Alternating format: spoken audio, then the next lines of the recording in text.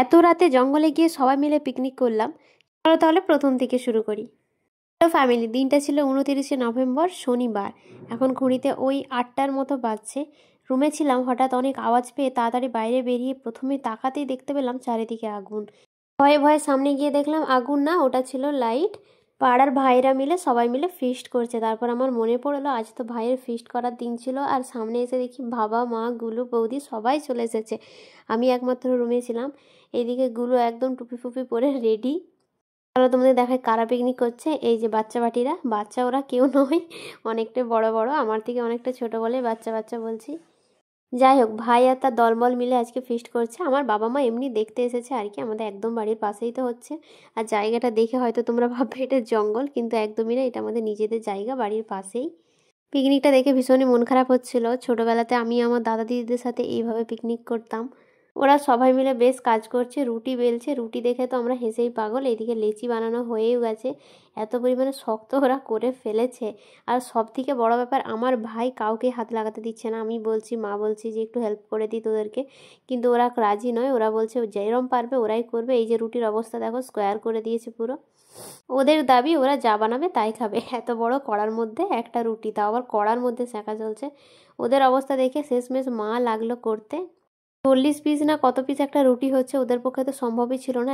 আর আমার ভাই বসেছে রুটি সেঁকতে।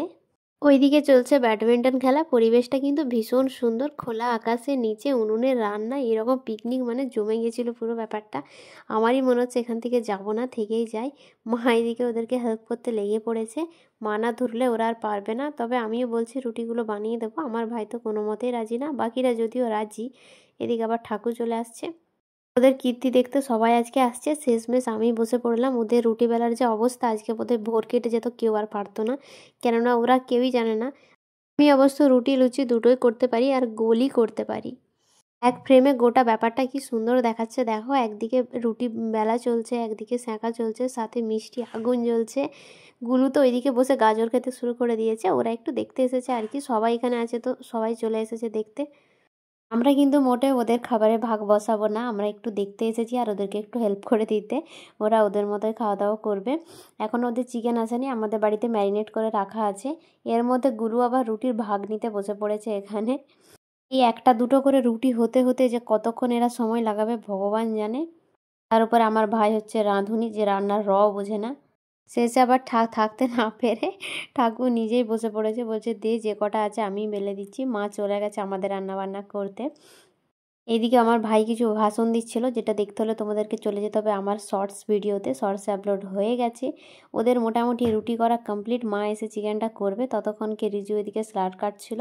আর বলতে বলতে আমার মাও চলে এসেছে। মা ওদেরকে চিকেনটা করে দেবে, আর নয়তো ওদের দ্বারা তো সম্ভবই না, না খেয়ে বেচারাদেরকে ঘুরে যেতে হতো। এইদিকে পেঁয়াজটা বসে পড়েছে, মশলা ভাজাভুজি চলছে। ওরা মেম্বার বোধহয় 7জন কি 8জন ছিল। 1700 মাংস নিয়ে এসেছে। পুরোটাই এখন মা রান্না করে দেবে। মাংস অনেকটাই, কিন্তু অনেক বড় কড়াইটা আমাদের, সেই জন্য ওই কড়াইটার মধ্যে অল্প একটু দেখাচ্ছে। এদিকে রিজু বেশ সুন্দর করে স্যালাড কেটেছে। রিজু একা না, গৌতম আর রিজু মিলে কেটেছে, খুব সুন্দর লাগছে দেখতে। এদিকে চিকেন প্রায় হয়ে এসেছে। তাহলে আজকের ওদের বাচ্চা বাটির পিকনিকটা ছোট্ট করে তোমাদের সাথেও শেয়ার করলাম। আজকের মতো আসি, টাটা।